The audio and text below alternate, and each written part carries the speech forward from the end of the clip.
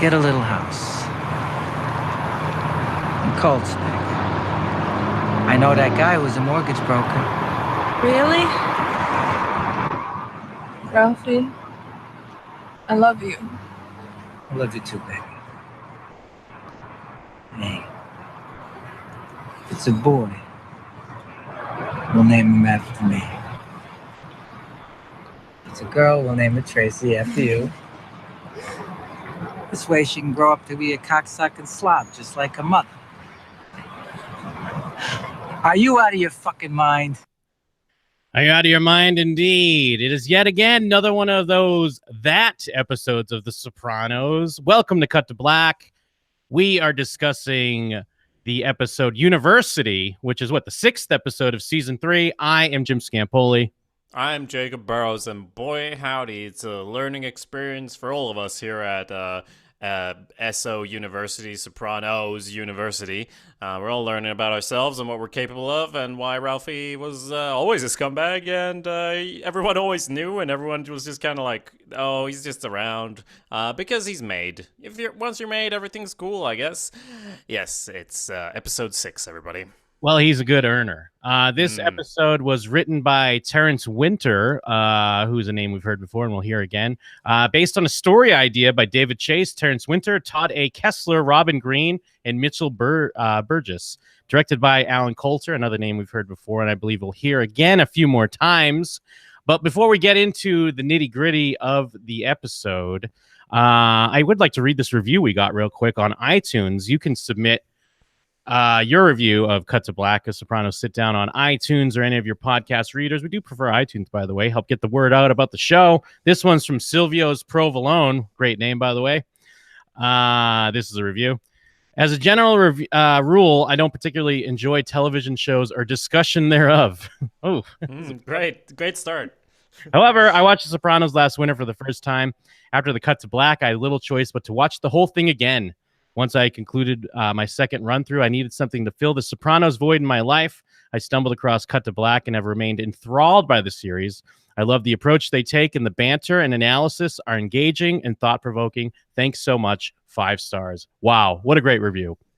What a fantastic review. You think you can beat it? Just go to iTunes and leave your own 5-star review, and we'll happily read about how great we are. Hey, if you want some criticism, you can email that, like, to showswhatyouknowshow@gmail.com. Maybe keep it positive on the reviews front, just saying. We do really appreciate that, though, and do feel free to leave one of your own. Yes. So, let's get into the episode here. I will say, as an overall thought, even leaving aside the big stuff that happens in the episode, it felt like there were definitely more scenes in this than there would, like, in most episodes. It felt kind of like, not necessarily rushed, but kind of like short scenes because they wanted to span a longer period of time, and they would cut in a scene that's just like 1 or 2 shots here and there, and then it's on to the next one, because, I don't know, they wanted it to have a certain pace, I guess. Yeah. And I think, there's a clear connection they're trying to make, and I think they were trying to put some emphasis on the connection by doing that, because it's a lot of cutting back and forth between Meadow and then Tracee, or even more specifically, like Meadow's roommate Caitlin and Tracee. But yeah, I've noticed that it's kind of been like that throughout this season as well, because I try to note most scenes as I'm going through, just so I can kind of remember the order they're in. And yes, with season 3, I have way longer lists because they are shorter scenes as they're kind of cutting around, dropping in with different characters. And yeah, to your point, kind of showing that it's not just like the span of a couple days here. Yeah, and it's almost at times I felt they were cutting like while the camera hadn't almost finished its shot, like they're like the camera's still in motion, and then it cuts to another thing and it's in motion. Lots of motion going on, which is part of the same thing, I guess. It did feel a little bit like, oh, what's happening? But I guess that works for the episode. Well, and a couple, I'm sure I even missed a few. I think I made a note of 2 specifically. A couple really smart transitions where it is a new location, new scene, but it's cut in the way that it's very connected to the previous scene. Okay. Let's start at the beginning. I'll call them out when we get to them. Sure. So we may not go through every single scene since there are so many, but starting it out, we are introduced to a new character who comes up to Tony and has baked some bread, and they explain that that's not good. You don't need to be doing that, especially since you're Ralphie's girl. And I'm like, oh, what a lucky girl. What a lucky gal this is. Yes, yeah. Tracee comes up to Tony. She made him some bread. And I was reading a couple different reviews of this episode, and someone did point out it's like she made him bread because his advice was to take your kid to the hospital. Like, it was like, oh, thanks for the advice. I took him to see the doctor, and it's like, okay, you didn't know to do that. I thought I thought it would be like, oh, you somehow knew that he had cancer. Like, that's so amazing. But no, it was really like just like, you got to do something about that. Like, stop it. And she's like, oh my God, Tony spoke to me. Well, it's fun because it's like, it does also, if you think about it, it tells us how that previous interaction went. Because how Tony's always just kind of like, oh yeah, okay. And it's just like going to the next room or getting away from her. She was probably like, Tony, my kid's got a chest cold. And he's like, oh yeah, go to the doctor. And then he leaves. And then she was like, oh my God, that is genius. Go to the doctor. And I guess to talk about that, because obviously we see this throughout the episode. And I mean, it does show us, of course, that Tony has these chances to kind of show empathy and help someone. But then also, I mean, if you want to read it in a cynical way, is it her trying to move up the ladder in a weird way? I mean, obviously she's too naive. I don't believe that there's that much forethought going on with Tracee, but is that part of it? I don't know. It is, like you mentioned, it's certainly him going like, I'm not engaging in this ever, like, and over. But it's also for her own good in a way. Well, at least that's what I thought at first. But then, Ralphie's not so great either. So it's not really for her own good. It's not like he's like, oh, you should go to school. You should get out of this. No, you need to pay off these braces. So never mind. A little bit, I guess. Tony's just nicer than Ralphie as well, and a nice, powerful father figure. So that's probably part of it. Very true. And I mean, I guess they do hint at there must have been some more interaction, because Tony does bring up later that he knows about. I mean, she was putting cigarettes out on her son's arm, he mentions, but he's like, well, that was tied to how my mom used to hold my hand over the stove. Like, so there's a lot of sadness in this episode, clearly. But I mean, I guess that does hint that maybe he at least talked to her a few times. Yeah, no, that's true. I want to quick call. Sorry, I didn't mean to cut you off, but there's the song that's running through the episode, the song by the Kinks. I gotta pull up real quick. I forget that. Oh yeah, Living on a Thin Line. Because at first I was like, oh yeah, I remember this song. I must watch this episode not too long ago. Nope, it's from the finale of Vice Principals. I was trying to place it. It's such a great song, and it's used. It's used great in Vice Principals. It's used great here because I like how it comes back a few times, and it does become like a little bit more haunting as the episode goes through. But I just want to give a quick shout out to that. I think I recognized it, but I recognize it, I guess, from Vice Principals most recently then. Yeah.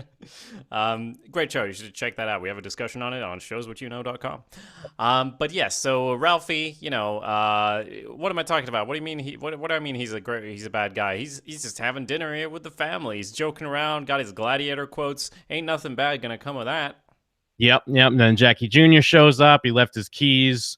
And Jackie Jr. still kind of giving Ralphie the cold shoulder, as you would if your, father passed away. I guess fairly recently, not that recent, but you're not going to be warming up to your mom's new boyfriend.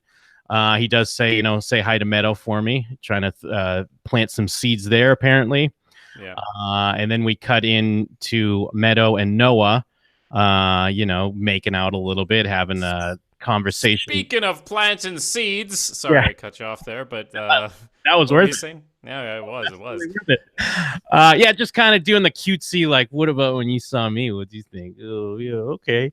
And then they're rudely interrupted by Caitlin, who has seen a new thing that's set her off. At this point, what was it? It was Freaks. You know, that nice, relaxing film you watch if you don't want to stress out. And I can't tell if it's the actor or the writing. Maybe it's a little of both. how Noah is so perfect at being douchey all the time. Because even when she says freaks, he says like the year and the director. Yeah. And yeah. although I feel like I've probably done that too, so I guess I see a little bit of myself. We understand that Yeah. the pretentious like scrub, and yeah, but even Meadow points out like stop seeing, like don't see these movies or whatever, like stop upsetting yourself. Yeah. And what, she's pulling her hair out, and just basically crying for help in a lot of ways. Yeah, Meadow just grabs the old scalpel off the desk and heads upstairs to Noah, where there's a sex scene. And I mean, also here, he expresses like, "Oh, we should do this for Caitlin or whatever," and she's like, "Oh my God, you're so nice." Most guys wouldn't even care because this is such a nice guy, everybody. So Well, yes, and he has the perfect response. I'm not like other guys. yeah. Yeah, he's not like other guys. There's a sex scene where they do like a crossfade to start it off. Like there's the editing felt a little bit strange throughout the episode, and this scene works, but it's also, I guess, because you want to cut around nudity or whatever, but it's also like edited in an interesting way, let's say. Yeah, and backtrack a tad. I should have called this out before, but like, why does Meadow have an NSYNC poster? I noticed that.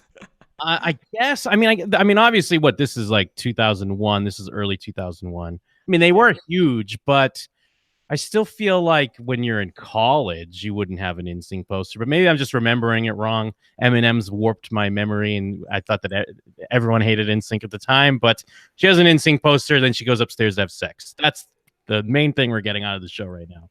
Absolutely, that's so true.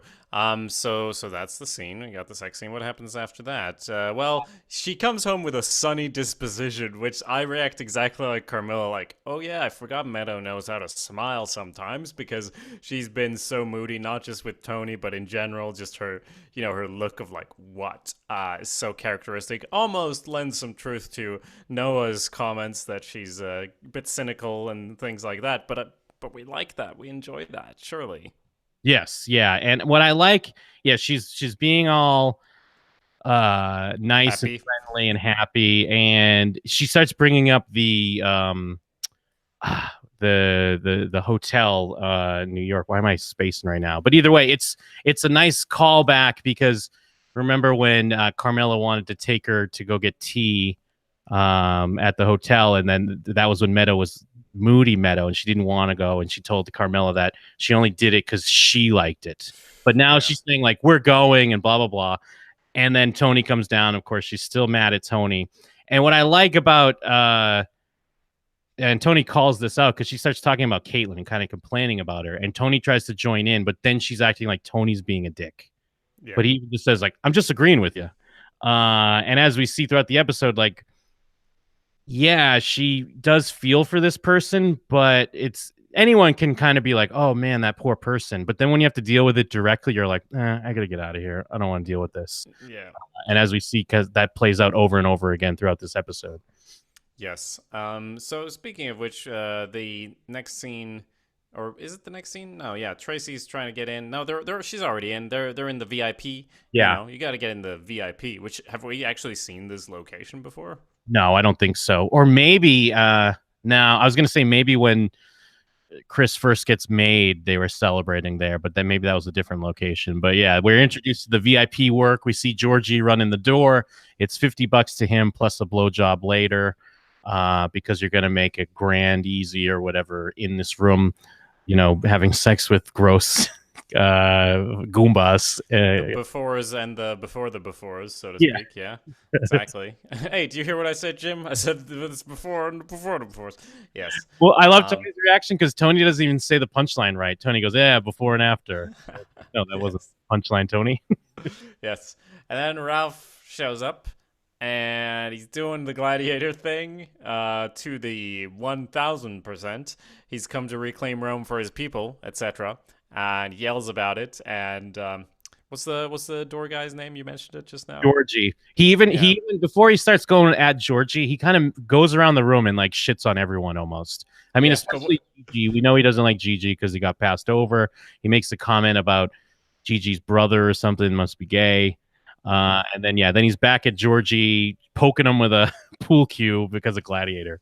Yes. Well, even before then, when he's just hugging him and yelling, like, Yeah. he's like, wait, Gladiator? Oh, like the movie? Oh, didn't see it. Ha ha ha. And he's like being nice. But Ralphie's not being nice. He's being the guy who like shows up to the party way too drunk, even though I don't necessarily know that he's that drunk or high or whatever. He's on something, it looks like. Then he grabs a chain, like, haha, isn't this funny that I'm doing this? And blinds Georgie. Well, and also speaking to the editing, like I rewound it a few times. I don't know where he got that chain. Like he has a pool cue and he's poking him with it and he throws it down. Then it cuts to like Bobby Bacala being like, this guy's Zubats or whatever he says. And then it cuts back and Ralphie has a chain already. Like, I'm like, where did he get that? Like, I understand there'd be a pool cue in there, but is there a chain on the wall? Maybe they're doing some weird S&M stuff in the VIP room. I guess that's where it's from. And yeah, like a big lock on the end and he's swinging it around. And of course, he hits Georgie in the eyeball with it. Yep. Yeah, and poor Tony's all interrupted in his activities, has to rush out and go like, what the fuck, come on. But it's like, the punishment there is like, you take him to the emergency room, and he's kind of like, aw, but Tony, like, it's not really a reaction or like punishment, really. It's just like, get the fuck out of here with this. Well, so and if I could be Blue for a moment, Blue. Oh my god, I didn't even realize where I was going here. But when Tony gets interrupted, he's getting the most aggressive head I've ever seen. Like it's really, it's really bizarre what's happening in that room. But yeah, of course Tony's annoyed, but it's just bizarre the way it's played out. And I think Tracee asks him about the bread again, and he's like, "Oh yeah, whatever." Yeah, of course Ralphie has to take Georgie to the emergency room. Yeah, and we have the scene ends with Tracee walking to the door, and then we open with Meadow opening a door, kind of even cutting on motion there. Her walking around the room, and her roommates there being all worried that she would have had her throat slit in the night, and she's still grabbing at her hair and everything. So that's all well and good, and she just needs to get out of there. I think it gets to her there, and she goes, "Jesus Christ already," and actually runs upstairs. Yes, yeah. I mean, each time, like basically she has to deal with Caitlin for like more than a few minutes. She just makes an excuse because before she said she's going to the library, but she goes to Noah's. This time, well, then after going to Noah's, she went home or whatever. This time, she's just like, yeah, Jesus Christ, and goes to Noah's. And is it Noah's idea or Meadow's idea to do like a birthday thing for It's Noah's idea? Okay. Maybe we could do this to cheer her up. Oh, you're so sweet. Let's have sex again. And we cut away, thankfully. So yeah, it's another scene where Tony is already like so annoyed, and Tracee comes up to him because he's like yelling about the gas company or whatever on the phone, and she's like, "This is my opportune moment." Comes up grinning with her new braces and everything, and we find out now she's in debt. Silvio's juicing her, and we know all about juicing. Great. It's just weird because the thing I get to wonder, like I know he mentions later on she's into him for 3 G's, and I guess if she's thought of as Ralphie's girl, because if she's hanging out in the VIP, is she not like making a bunch of money? But I guess maybe Tracy's not that financially smart with with her money. I don't know. Yeah, I don't know. I also don't know if the promise of like just 50 and a blowjob and you'll make grands. I don't know if that's actually accurate. Well, yeah, but it seems like you would, but you're right. I mean, you think Paulie's gonna really come through with what he promises you after you blow him or whatever, or when she has to blow that cop later if Ralphie's giving her money. Yeah.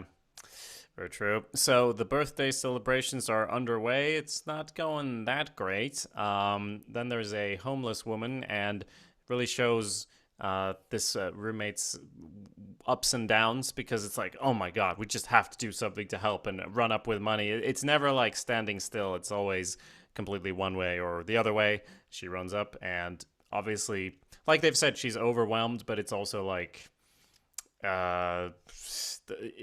things affect her very much, and so she's very much affected when they see this homeless woman with the New York Post or whatever up her butt crack. At their diaper. Real quick, I can't believe we missed it, but earlier when she says, "I miss my ferrets," what a great! What's one of the things I love about The Sopranos is they're really good at like because this is a serious thing. Like clearly, Caitlyn has issues and stuff that are going on, but they throw in it. That's a funny line, and and it's also funny to see a lady with a newspaper diaper. But also, what I like about this is, in a weird way, she's reacting how we should react. I think Louis C.K., disgraced comedian, has a has a bit like that of how he brought someone from out of town to New York City, and as they're like walking from down a block, the person's like, "Oh my God, there's someone homeless," and they're trying to give them money or food, and everyone else is like, "No, you ignore them. What are you doing?" Because in a weird way, she's reacting how you should, and Noah and Meadow, pride themselves on being good people, even though we see that Noah's things are kind of just weird, empty platitudes to kind of just make himself look better to Meadow, and Meadow, when faced directly with it, can't handle it. But also, yeah, someone should help this homeless lady that's rambling to herself and has a newspaper diaper. But then again, they're a dime a dozen. So how are you going to help them all? Yeah, so true. The only thing you can do is go home and pour yourself some vodka. I do love the shot of her pouring like straight alcohol and saying no more drugs, like because she doesn't want to take any pills. But meanwhile, self-medicating like Tony would. Yeah, no more drugs, and he's about to drink vodka straight. But this is one of the cuts, by the way, because when it cuts back to Ralphie's having sex with Tracee, and that's if she's crying, and she puts her head down, she's blowing a cop, and he says like, "Watch the braces, honey." It cuts to Caitlyn with her head down, like crying, and then looking up, like it's obviously deliberate. It looks like it almost could just be cutting to her, like in the same scene or whatever. Yeah, and then the Meadow and Noah, of course, it's like I understand, even though I'm kind of saying like she's doing the wrong thing. I know, like in reality, if I was faced with that too, I'd be like, oh, I can't deal with this right now. I can't deal with this person who's yelling about death and throats cut and missing Lindbergh babies and stuff like that. Yeah, and that's what Noah does. Of like, I gotta go. My friend's coming on the red eye. We're gonna do this and that without you, by the way. So Meadow's like, huh? Okay. And looks at her crazy, sorry, that's offensive, her disturbed, maybe that's worse, roommate, and heads home to lie down in bed with Carmela and sort of do a bit of girl talk, but not too much girl talk. Yeah, and I mean, there's got to be a connection here where Tracee gets braces and they keep talking about Meadow's dentist appointment. I mean, obviously that's kind of on the nose, right? Yeah. But yeah, so they have it's kind of a nice talk again, because now, we've seen Meadow treat Carmela like shit in the past, but now, she loves her mother. Just like Tony said, she'll come back to you, but she's not coming back to Tony anytime soon, at least at the moment. And then when we get Tracee trying to confide in Tony, Tony stumbles out of the Bing. Apparently been there all night. He's got wads of money in his hand for some reason. And he's taken aback by the sunlight. And then again, like you pointed out, Tracee sees this as a great opportunity to confide in Tony and tell him that she's pregnant with Ralphie's kid. Yeah, and I will say I thought the way this would escalate might be that Tony does give the advice of basically like, yeah, if we don't get any more little Ralphies running around, it wouldn't be the end of the world. So I thought this would be like how the conflict would brew between him and the Ralphie. Like, you got her to have an abortion of my child? Because I don't think Ralphie has any children, does he? Yeah, I don't think so. I not that we've at least seen yet, because we've only seen him with Rosalie and just try to talk to Jackie. I can't remember. I mean, the reason why I'm saying it that way, I can't remember if they do a Sopranos thing where later on they're like, oh yeah, he had his kid all. A wife. Yeah, of course, it's a possibility, but either way, Tony gives that advice, which she, I don't know. It's not really what she wanted to hear, I guess. But there it is. I mean, it's not the worst advice in the world, but yes, okay. So another great dinner table scene where Meadow like holds out her glass and shakes it like a weirdo. Like, it doesn't even make sense that anyone would do that to their family, right? Yeah, like, freshen me up or whatever. I guess it's just kind of showing her weird entitlement and her privileged living that she has. And again, I mean, like we're seeing throughout this episode, I mean, even more so than, of course, what Tony sees with Tracee after, where it's a girl just about Meadow's age with quite a different path. But both Meadow and Tony have these opportunities to help someone that needs help, and they're kind of not there for it. Yeah. And speaking of helping people, Caitlin shows up to Noah's place because I assume her thinking is, well, Meadow keeps going up there and she comes down all in a good mood, so I'll try doing the same, just sitting there and studying. I did think they would go the more obvious route of like, oh my God, Noah had sex with her and then this. But they don't. It's instead about how his paper got ruined by her because she was there talking a bunch, which is even like, yeah, I guess that was mainly her fault, but you did write it. Yeah. Yeah, it just shows kind of what a worm Noah is. And yeah, they do play with our expectations because it fades out in a weird way. Yeah. I guess we're supposed to. I think they do want us to assume that they're going to hook up or whatever. But I do like they just go with he's freaking out because he got a C minus, and I got to go to law school in 2 years. I need options. He's just such that classic douche, basically. Yes. Caitlin, though, I mean, she's talked to her parents and she's gonna go to some horse farm and like she's gonna be all better. And does she appear in the episode after that? I think that's like a wrap on her. I think we end positively as far as Caitlin. She's the only one who comes out on top in the episode, actually. Yeah, I think so. I like how it's played out though, because too she is kind of talking about something like she is doing what appears to be a positive step with how she's being affected by the city and like kind of overloaded with emotion and can't handle things. Yeah, she's gonna go to Vermont with some horses or something. But even Meadow's reaction, she's still kind of just annoyed with her. But even though she's like, oh, that's great. But like at first, she's just still kind of like just like annoyed. But wrap. Oh, go ahead. You go ahead. Well, I was gonna say I forgot that she does say, as long as I'm not freaked out by the sound of pine trees. I had a feeling you were about to say exactly the same thing I was. Yeah, and Meadow's just like, I'm going to Noah's, and takes her pillow and walks out. And pretty much a sitcom moment. Just add some canned laughter on that, and it'll work.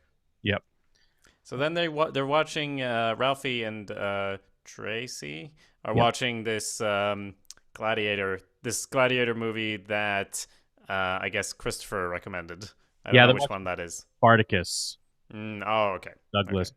They didn't have flat tops in ancient Greece or ancient Rome, whatever he says.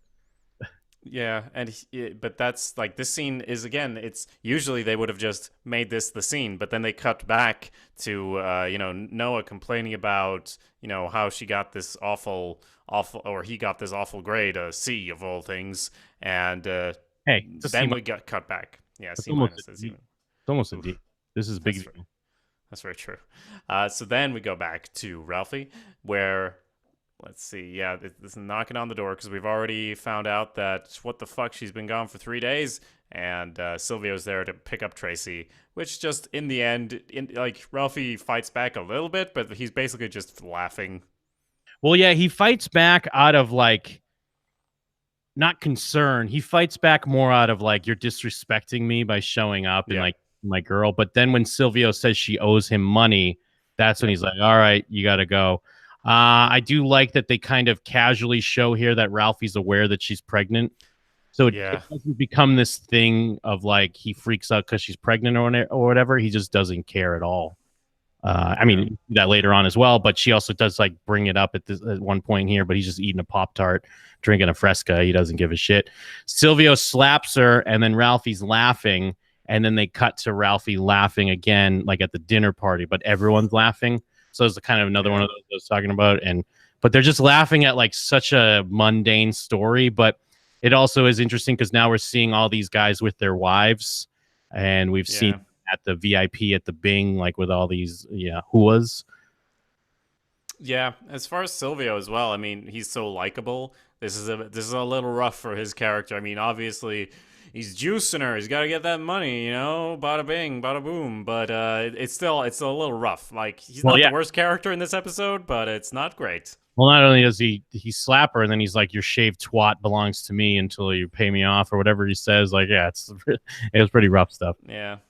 And so, like you mentioned, we have the dinner table where, again, Junior shows up to get keys or whatever. Like, I'm not even, this is one of those scenes. It's very quick. I can't even identify what they're doing with this scene. Yeah, I think it's just the transition and then just showing them now in this more classic suburban setting with their wives acting like everything's great. Yeah.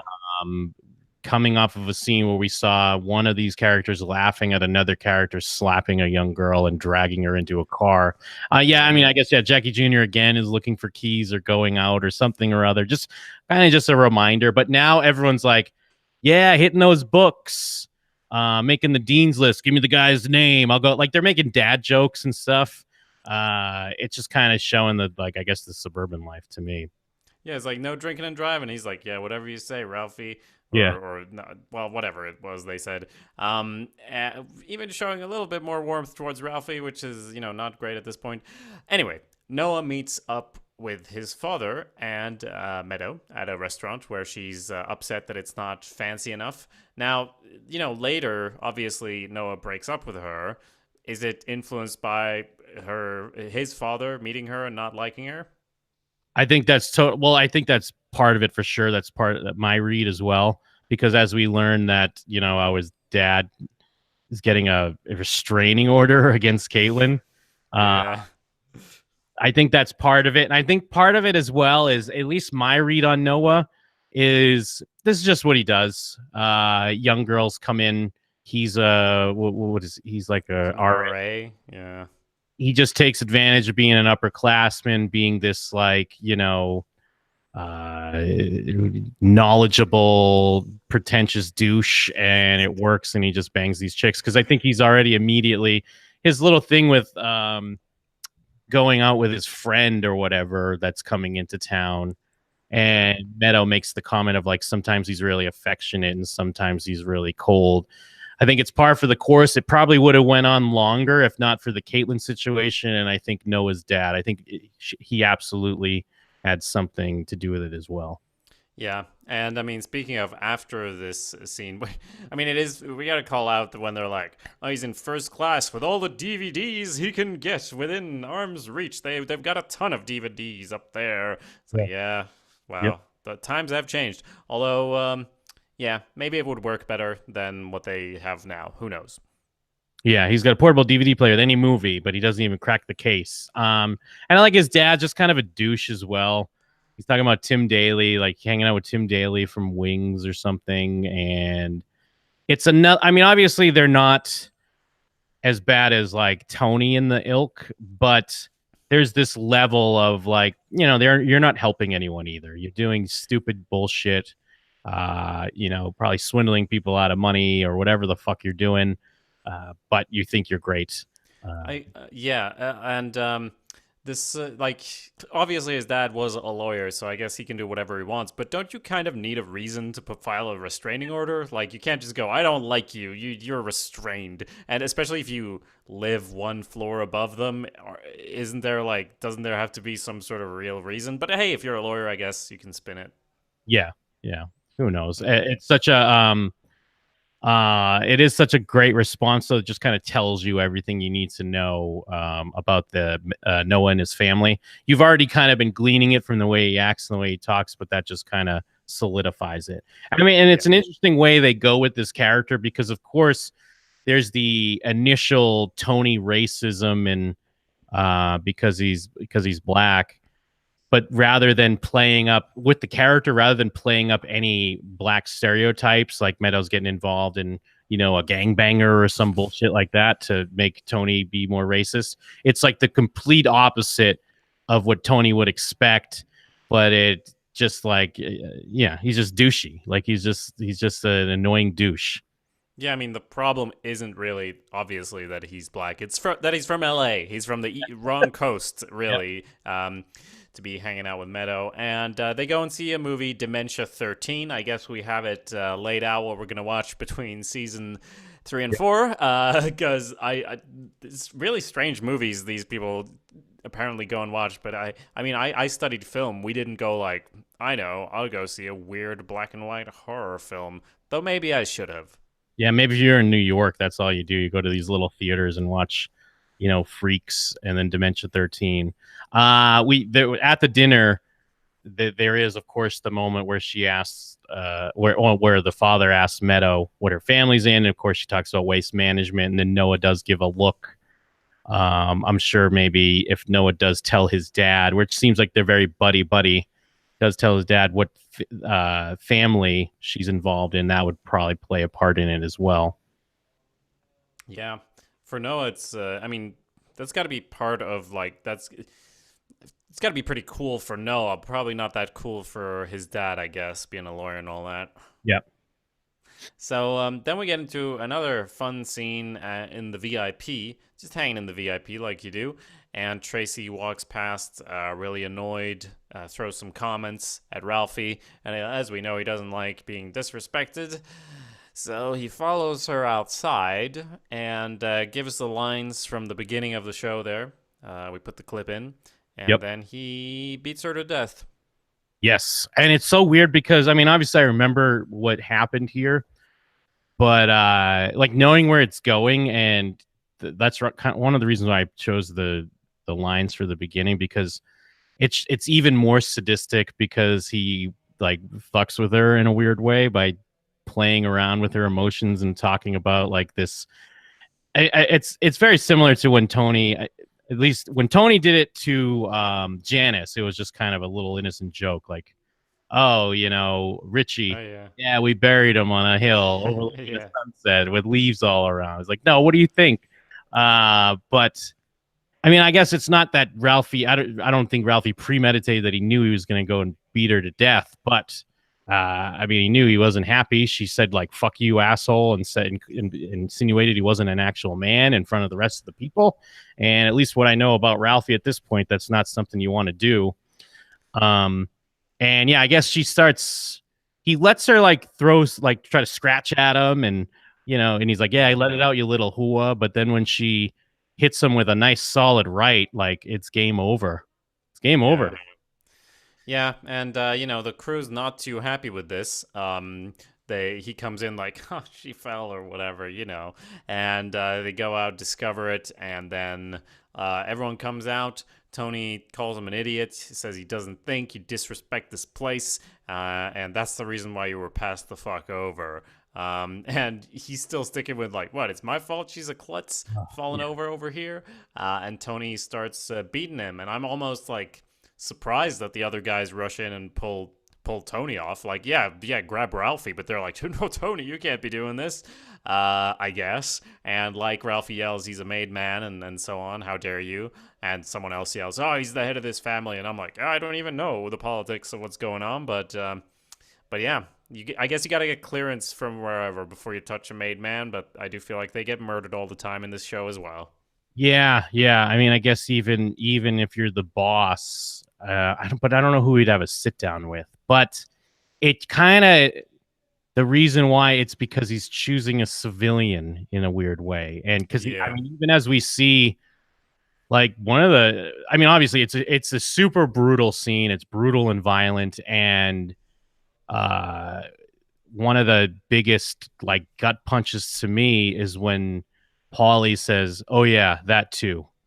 Because Paulie goes, "He was way out of line, that fuck," and then Tony's like, "She was 20 years old," and then Paulie goes, "Oh yeah, that too."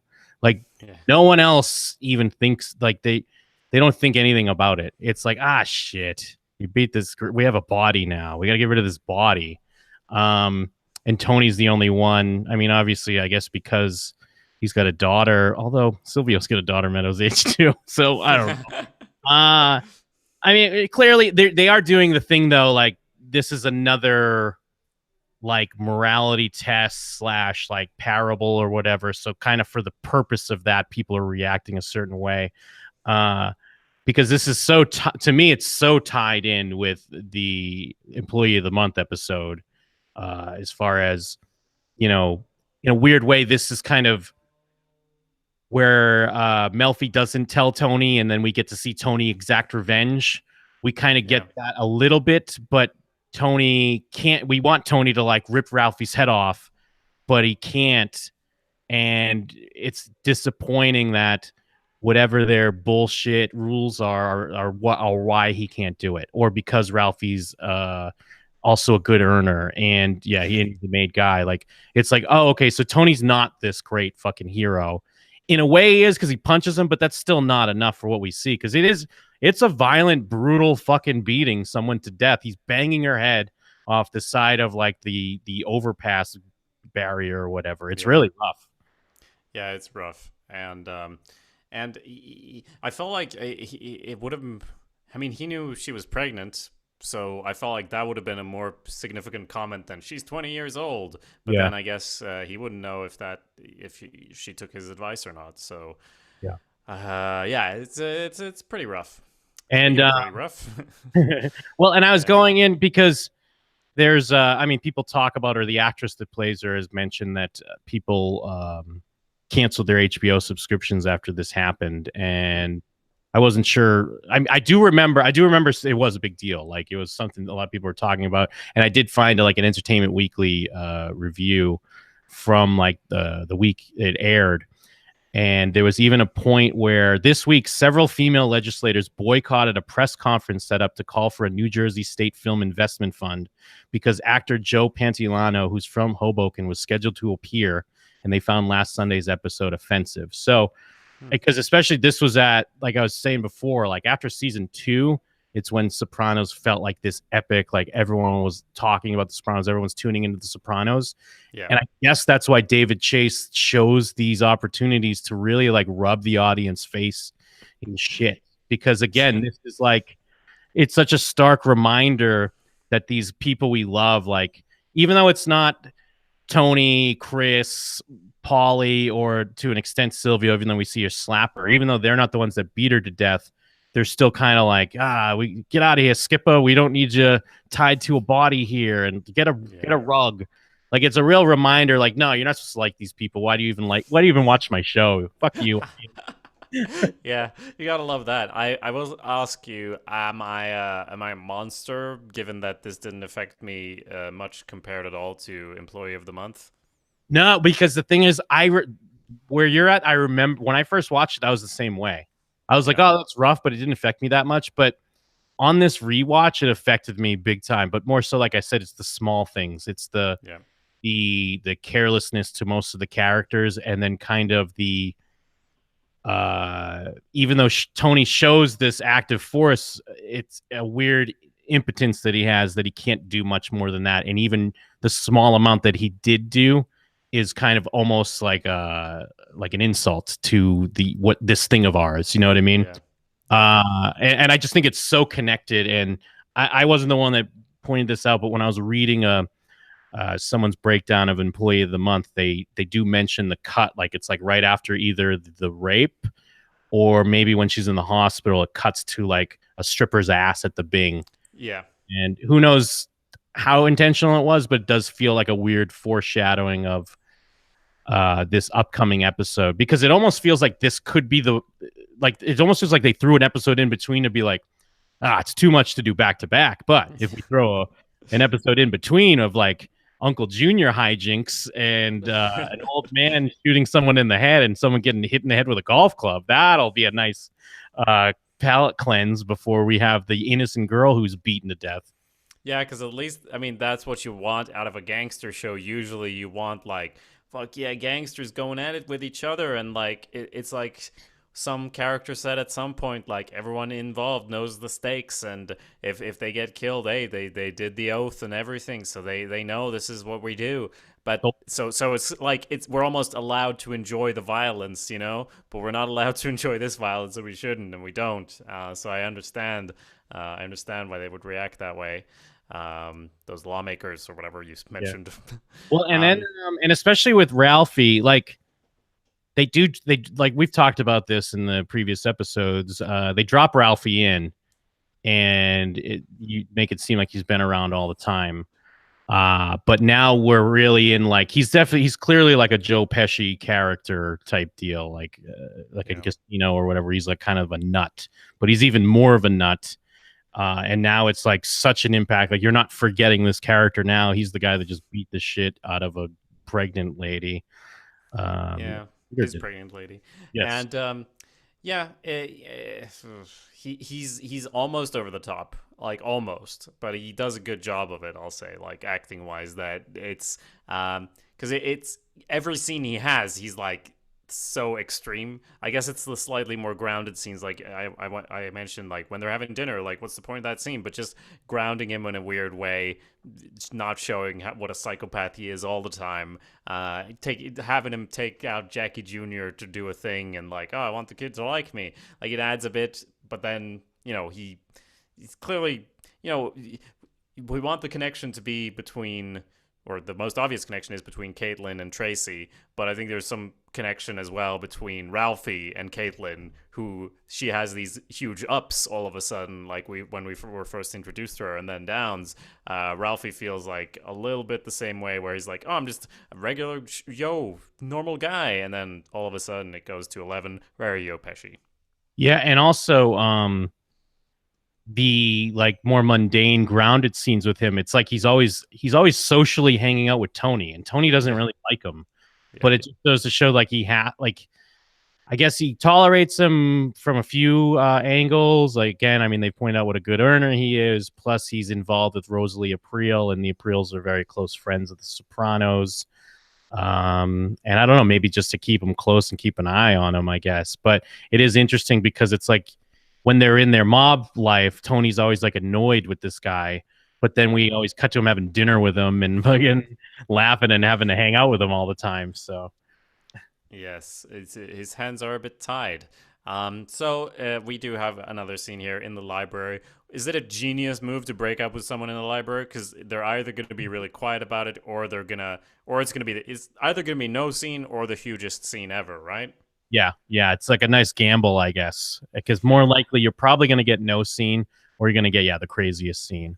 I mean, I guess you made a point about her being negative, but I was so annoyed that was his reasoning. Like it's such a douchey thing to say. Like, you're too cynical, you're too negative. I didn't want to get into this, but and it's what an insult. Like, I know it's kind of an insult to be like, it's not you, it's me, but it's even more insult to be like, yeah, it's totally it's you. all you, yeah. And I mean, the way he says, like, I really didn't want to get into this, because that sounded to me like I'm about to explain, but then he just puts his glasses on and keeps reading, doesn't even look at her, like, oh, I didn't want to, so I won't. Like, okay, great. So she just has to scuttle off. What an insult. And I mean, we mentioned it, but we glossed over it a bit. But like, what a move to get the restraining order. And like, it is fun. Like Meadow's reactions, like, you could have just like said something to her. Or you could have done something. Like, nope, we've reached our breaking point. But yeah, then he breaks up with her. Then we have a nice scene. We see Melfi, and it's a reminder, like, oh, well, we haven't seen Melfi this whole episode. And Tony and Carm are there. But as we know, Tony's kind of off in his own thoughts, and he has to tell a version of what he's thinking about. Obviously can't tell too many specifics. It's more about this young guy at Barone Sanitation that passed away. But it's interesting, though, because everyone in that room, if even by him telling that story, someone was murdered. Yeah. You just don't know the specifics, because everyone's on the same page of who Tony Soprano is. Yeah, exactly. And he just is kind of sad about it. Next scene, he's just eating cereal at the counter there, and Meadow comes in like a thunderclap, like, just nothing to eat in this goddamn house, and it's like, oh, something's back to normal. Yes, yeah, and it's I mean, obviously, nice stark contrast where Meadow's devastated because her, I don't want to say first love, but I guess maybe, I assume that's when she lost her virginity, at least as far as those told us. She's lost that, or at least her first, college fling. But meanwhile, like, Tracee's devastated because she's dead and had the shit beat out of her. And she's also kind of showing Tony in a way. Like, that's what Tony does. Tony comes in and he's mad and he's slamming cabinets and he does, where's the gabagool, and these fucking motherfuckers on the phone. Like, so I like that. And then, of course, we cut to some of the no-name strippers, with the little gossip. Like, I heard she went out with Ralphie and never came back. And it's like, well, you better keep what you heard to yourself. And we got a new in line, and here goes the cycle again.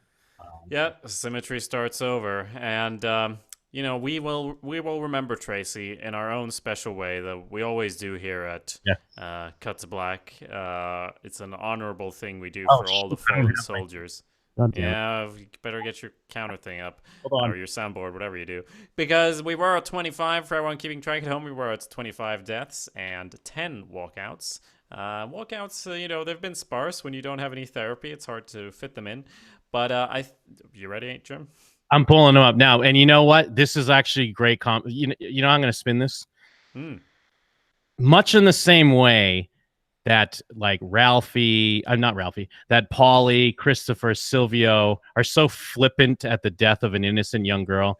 I didn't even have my counters up after the death of this innocent young girl. After I was saying how brutal it was and how rough, here I am, not even a second thought, not even adding it to the counters. But yes, let's go ahead and add to the counters. That is another one in the death column.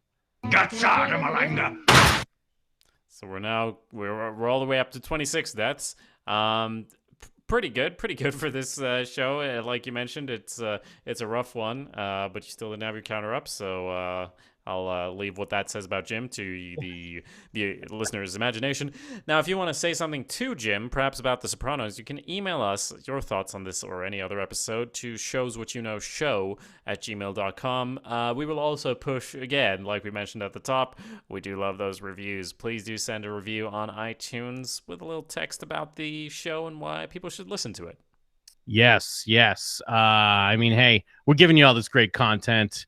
We're all going on this great journey of The Sopranos.